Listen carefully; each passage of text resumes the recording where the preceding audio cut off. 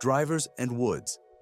Let's start with the biggest stick in the bag, the driver. This is designed for maximum distance, usually used off the tee on par 4s and par 5s. It has the lowest loft of any club, typically between 9 and 12 degrees, and the longest shaft, usually around 45 to 46 inches. That combination gives you speed and distance, but it also makes the driver one of the hardest clubs to control, especially for beginners. Modern drivers in 2026 feature adjustable weights and loft settings, allowing you to customize the club to match your swing. Many drivers now incorporate carbon fiber construction and artificial intelligence optimized face designs to maximize ball speed across a larger hitting area. This means even off-center hits can still travel impressive distances. The key to hitting a driver well is understanding that it's meant to hit the ball on the upswing, which is why you tee it high, usually with about half the ball above the crown of the club. This creates the optimal launch angle for maximum carry and roll. Next up, fairway woods, like the 3-wood and 5-wood. These are slightly smaller than the driver, with more loft. A 3-wood typically has 15 to 18 degrees of loft, while a 5-wood sits around 20 to 22 degrees. This extra loft makes them easier to hit from the fairway, or when you still need distance off the tee, but want more control than the driver provides. Fairway woods are incredibly versatile. You can use them off the tee on tight holes where accuracy matters more than pure distance.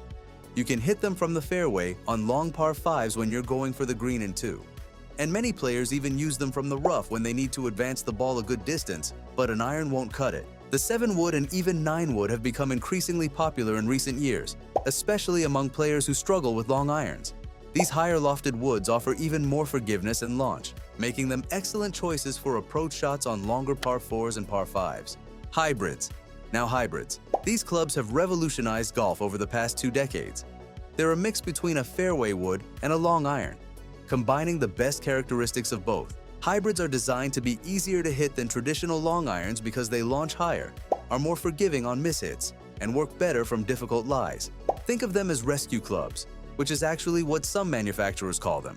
They're perfect for tough lies in the rough long par 3s where you need both distance and accuracy, or anytime you want a safe, controlled shot that still covers good yardage. Most golfers carry at least one hybrid, and many have replaced their 3, 4, and 5 irons entirely with hybrids. The typical hybrid replaces an iron of the same number, so a 4 hybrid has similar loft and distance to a 4 iron, but it's much easier to get airborne. The secret to hybrid success is in the design. They have a lower center of gravity than long irons, which helps launch the ball higher. The wider sole prevents the club from digging into the turf, making them especially useful from tight lies or thick rough. And the larger club face provides more forgiveness on off-center strikes. If you're a beginner or high handicapper, hybrids should absolutely be in your bag. Even tour professionals now carry hybrids, which tells you everything you need to know about how effective these clubs are. Irons. Next, the irons, number 3 through 9. Irons are the workhorses of your golf bag, used for approach shots, tee shots on par 3s, and anytime you need precision distance control. Long irons, like the 3, 4, and 5, are built for distance with relatively low loft. A 3 iron might have only 18 to 21 degrees of loft, while a 5 iron typically sits around 24 to 26 degrees of loft, 27 degrees. But these are also some of the hardest clubs to hit consistently, which is why many golfers, including professionals, have swapped them out for hybrids or higher lofted fairway woods. If you do carry long irons, they shine on windy days when you need a penetrating ball flight that stays under the wind. They're also useful for bump and run shots around the green when you have a lot of green to work with. Mid-irons, the 6 and 7, strike a balance between distance and accuracy. These are common approach clubs from the fairway, typically used from 140 to 180 yards, depending on your swing speed. Most golfers feel comfortable with these clubs because they're easier to control than long irons but still provide substantial distance. The 6 iron usually has around 28 to 31 degrees of loft, while the 7 iron sits at 31 to 34 degrees. These are the clubs you'll use most often for regulation approach shots, making them crucial for scoring. Then there are the short irons, the 8 and 9. These clubs are designed for precision, higher ball flight, and stopping power. An 8 iron typically has 36 to 39 degrees of loft, and a 9 iron ranges from 40 to 44 degrees. When you need to stick the ball close to the pin from 100 to 140 yards, the short irons are your go-to clubs. They produce higher shots that land softly and don't roll much. giving you the control you need for attacking pins. These are scoring clubs, plain and simple. Modern irons in 2026 come in 3 main categories: player's irons for skilled golfers who want maximum control, game improvement irons with larger club heads and more forgiveness for mid to high handicappers, and super game improvement irons for beginners with maximum forgiveness and distance-enhancing technology. Wedges. Wedges are really just specialized irons, but they deserve their own category because they're your primary scoring tools. Most golfers carry 3 or 4 wedges to cover every situation inside 120 yards. The pitching wedge usually comes with your iron set and typically has 44 to 48 degrees of loft. It's great for controlled full shots into the green, usually from 100 to 130 yards, and it's also useful for longer chip shots around the green. The gap wedge, also called an approach wedge, fills the distance between your pitching wedge and sand wedge. It typically has 50 to 54 degrees of loft and is perfect for those in-between yardages that are too long for your sand wedge but too short for a full pitching wedge. This club has become essential in modern golf as players have focused more on eliminating distance gaps in their wedge setup. The sand wedge is built specifically to escape bunkers thanks to its wider sole and extra bounce, usually between 10 and 14 degrees. The bounce is the angle between the leading edge and the lowest point of the sole, and it prevents the club from digging into the sand or turf. Most sand wedges have 54 to 58 degrees of loft and are used not just from bunkers, but also for full shots from 70 to 90 yards and for various greenside shots. And finally, the lob wedge, with the highest loft, typically 58 to 64 degrees, is perfect for high, soft shots around the green. When you need to hit over a bunker with very little green to work with, or when you need to stop the ball quickly on a tight pin, the lob wedge is your club. It requires practice to master, but it's incredibly useful for short game situations. Together, wedges make up your scoring tools, the clubs you'll use most often when you're inside 120 yards. The difference between a good golfer and a great golfer often comes down to wedge play. Tour professionals are surgical with their wedges, and that's why they practice with them more than any other club. Having the right wedge setup with proper distance gaps is crucial. Many players now get their wedges fitted to ensure they have consistent spacing between each club, typically 10 to 15 yards between each wedge. Putter. And then there's the putter, the most used club in the bag. In an average round of golf, you'll use your putter roughly 30 to 40 times, which is more than any other club.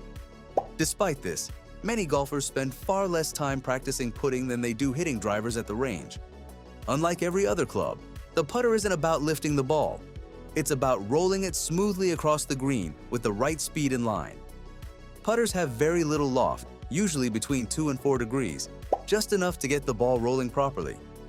Putters come in 2 main styles, blades and mallets. Blades are more traditional, slim, and preferred by players who like a classic look and feel. They typically offer more feedback and are favored by skilled players who have consistent putting strokes.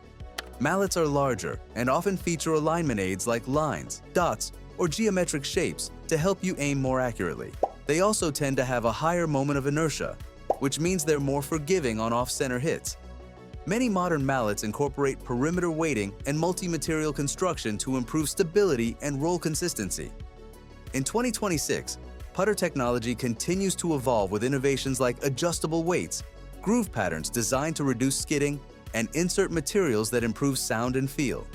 Some putters now feature built-in alignment systems or adjustable loft settings. Whichever style you choose, the putter is the club that ultimately turns good shots into good scores. You can have the best ball striking round of your life, but if you can't make putts, you won't score well. That's why finding a putter that feels comfortable and inspires confidence is so important. The key to good putting isn't necessarily having the most expensive putter. It's about finding one that suits your stroke, feels good in your hands, and helps you aim accurately. Many golfers benefit from a putter fitting to determine the right length, loft, and head style for their stroke, how they work together. So how do all these clubs work together? According to the rules of golf, you're only allowed to carry a maximum of 14 clubs in a round. This rule forces golfers to make strategic choices about their setup. Players build a set that covers every distance gap, from long drives of 250 yards or more down to short chips and putts. Professional golfers often customize their setup depending on the course conditions. On a short, tight course with lots of wedge shots, They might carry 4 or even 5 wedges and leave out a fairway wood or long iron. On a long open course with wide fairways, they might add an extra fairway wood or driving iron for more distance options. For example, on a course with long par 3s, a player might carry an extra hybrid or long iron. On a course with firm, fast greens and tight pin positions, they might add an extra wedge for more short game versatility. The typical professional setup in 2026 includes a driver, 2 fairway woods or a fairway wood and driving iron, 1 or 2 hybrids, irons from 5 or 6 down through 9, 3 or 4 wedges, and a putter. But there's no single right answer. The best setup depends on your skill level, typical course conditions, and personal preferences. For beginners, you don't need all 14 clubs right away. In fact, starting with fewer clubs can actually help you learn faster, because you'll be forced to practice with each club more often. A simple starter set with a driver or 3 wood, a hybrid, irons from 6 through 9, a pitching wedge, a sand wedge, and a putter is more than enough to learn the game and cover all situations you'll encounter. As you improve, you can gradually add more clubs based on the gaps in your game.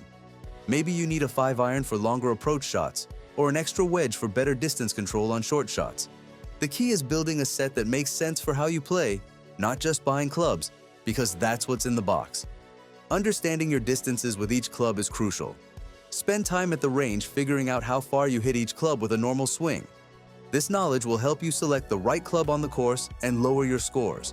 So now you know every club in the bag has a specific job, from launching the ball far off the tee to hitting precise approach shots, to getting up and down from around the green, to rolling it in from anywhere on the putting surface. The beauty of golf is that every club matters. You might hit an amazing drive, but if you can't execute with your irons and wedges, you won't score well. Conversely, you might struggle off the tee, but save your round with excellent short game and putting. That's why understanding each club's purpose and practicing with all of them is so important. Which club gives you the most trouble? The driver, long irons, or wedges? Let me know in the comments. If this helped, hit subscribe.